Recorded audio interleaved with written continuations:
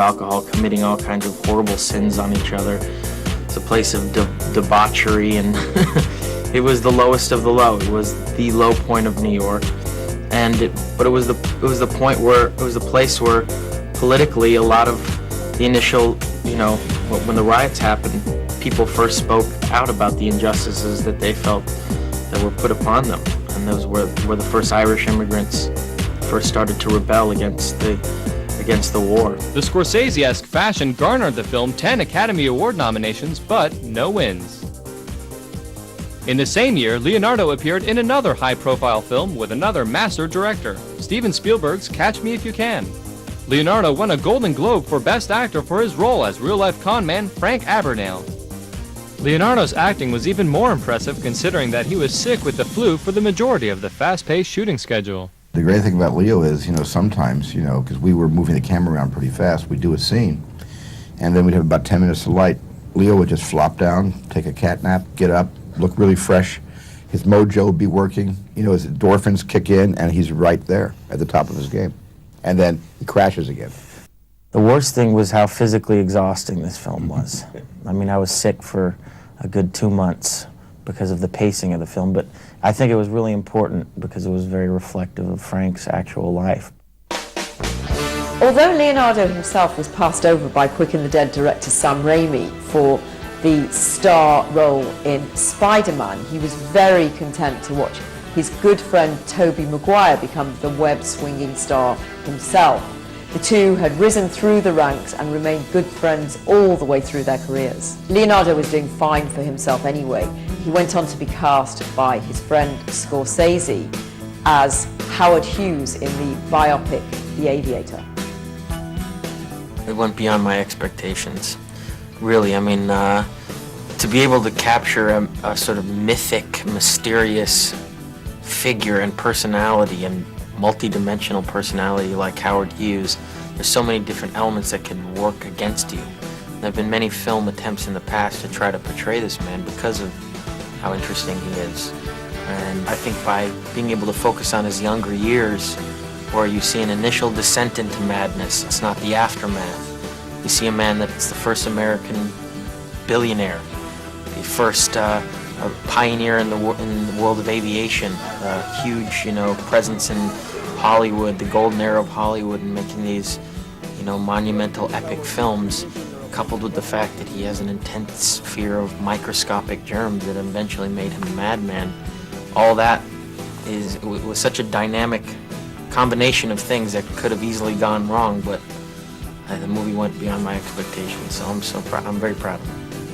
But it was a lot of hard work getting there. It was, a long process. We had about a year of rehearsal time, which was very good because of the scope of the character in the movie. I met with doctors who specialize in obsessive compulsive disorder, and kind of lived with the man for a couple days who had OCD.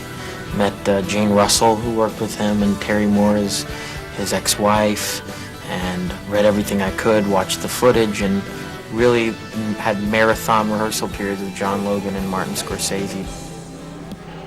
As his second film experience with director Martin Scorsese, Leonardo's admiration for the legendary director only deepened.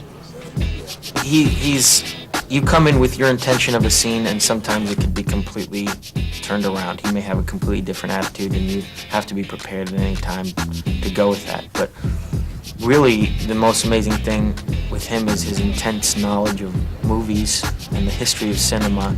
Besides that, he has a genuine love for working with actors and making movies. It's a great passion of his life. Scorsese has a similar appreciation for his lead actor. Leonardo observed how his leading ladies were so motivated to work with Scorsese that they left nothing to chance. No, it's a cliche in Hollywood. Who do you want to work with? Oh, Martin Scorsese. People don't come in unprepared, to meet him. Even Gwen Stefani, who has a small role in this film, came in as Jean Harlow. She had fur on and the hair was done up. Kate Beckinsale came in as well. She was Ava Gardner. So they did a lot of the homework beforehand, and these women really came in and embodied these characters, especially Kate Blanchett coming in and trying to portray Katharine Hepburn was one of the most iconic female figures of the 20th century, you know. Leonardo had to find a way to understand how Hughes dealt with the beautiful women in his life. I kind of look at his relationship with women the same way he looked at airplanes, you know. I think he had genuine love for them, but he couldn't stick with just one. He was always moving on to the new, faster airplane, you know, the bigger turbine jets, the sleeker new look, and the same with women. He constantly was changing and couldn't just sit in one cockpit. That's a good analogy. The Aviator was nominated for 11 Academy Awards, and this time Leonardo was included. While the dedicated actor remained hopeful, he did not let it get to his head. It's the cherry on the sundae, you know. You put all this work into a movie, you release it out there, you never know how people are going to react. It's hard enough to make the movie in the first place, but then there's the whole element of the audience's reaction to it.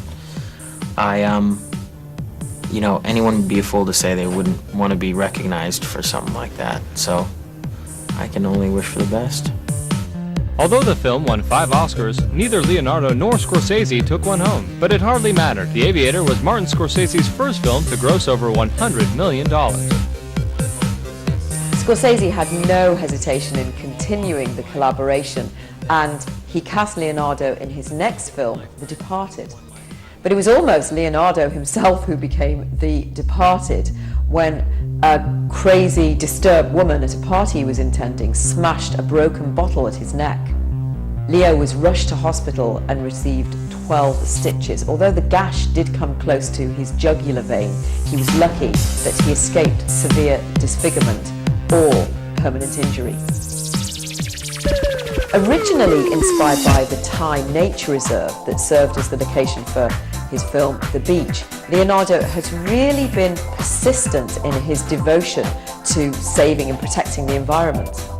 In 1998, the star formed the Leonardo DiCaprio Foundation to support a number of Earth-friendly causes. In 2000, he was invited to be the chair of Earth Day and took the opportunity to interview President Clinton on television about his environmental agenda. But Leonardo is not all business. He has had other passions in his life along with the environment. The Hollywood hunk has had an on-again, off-again relationship with the gorgeous Gisele Bündchen for over 5 years.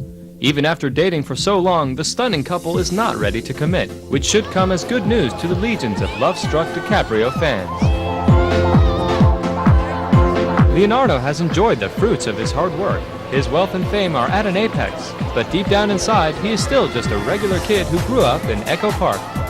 What a lot of people don't realize is that I'm sort of cocooned in my environment at home, and I have my regime of things that I do, my family, my friends, places I go that have, you know, lived in the same place my whole entire life, and it's not always like how it's perceived, you know. I mean, most of the time when you focus on an actor's premiere time or movie time or media time, when a lot of attention is focused on you, but other than that, you know, with a good hat and glasses, I'm pretty much able to go wherever the hell I want.